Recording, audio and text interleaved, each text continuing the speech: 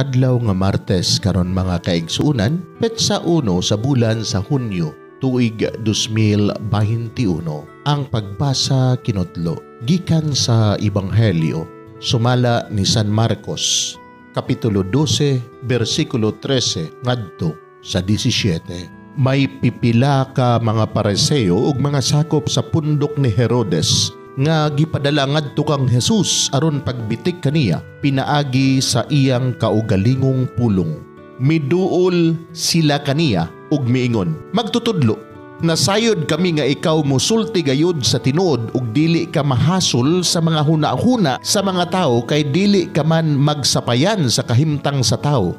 Nagtudlo ka sa kamatuoran mahitungod sa pagbuot sa Dios alang sa tao. Busa sultihi kami. Supak ba sa atong balaod ang pagbayad og buhis ngadto sa emperador sa Roma o dili ba?"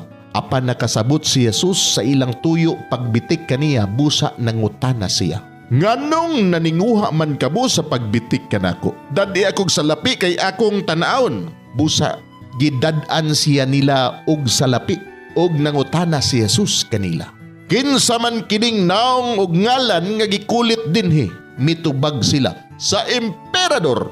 Og mingon si Jesus, "Kun mao kana, ihatag ngadto sa emperador ang iya sa emperador ug ngadto sa Dios ang iya sa Dios." Og nahibulong kaayo sila kaniya. Mga igsuon, ang Ebanghelyo sa Ginoo. Daygod ikaw o Kristo.